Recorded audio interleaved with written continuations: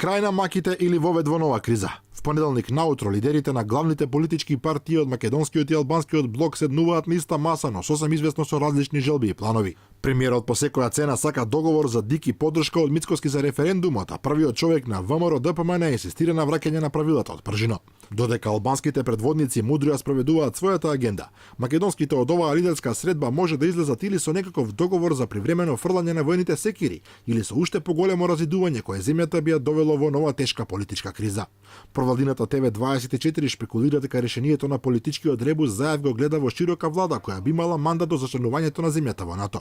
Во неа ВМРО ДПМН би добила 3 министерски места, а за возврат опозицијската партија ќе треба јавно да го повика членството да гласа на референдумот. ВМРО ДПМН веќе го одбила овој предлог, додека од СДСМ само одбиваат да коментираат, иако извори во албанскиот блок потврдиле дека идејата навистина била ставена на маса. Во секој случај референдумот е клучното прашање и од неговиот успех или неуспех зависи практично се. Заев го откри референдумското прашање. Дали сте за ЕУ и НАТО со прифаќање на договорот меѓу Република Македонија и Република Грција, што најде на очекуван отпор и кај опозицијата, и кај независните интелектуалци, и кај пошироката јавност. Според експертите, ваквото 3 во 1 прашање е конфузно, непрецизно, византиски сугестибилно и правно неиздржано. Не зборуваме за Нескафе 3 во 1 или за шампон, туку за сериозно референдумско прашање на кое ќе се одговори со да и не. Комбинациите што ги кажавте доволно говорат дека тоа не е така. Референдумот со вака поставено прашање става ВМРО ДПМН во мат позиција. Не може да бара да се гласа против НАТО и ЕУ, а не сака да го поддржи Преспанскиот договор кој претходно го прогласи за национална капитулација.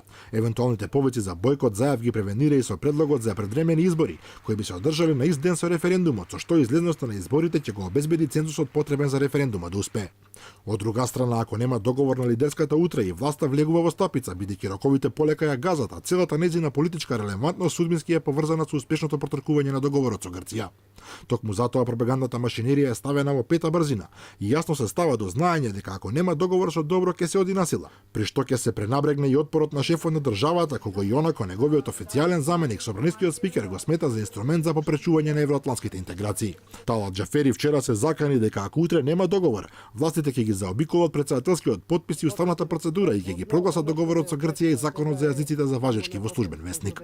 Го најавивме во Охрид што треба да следи.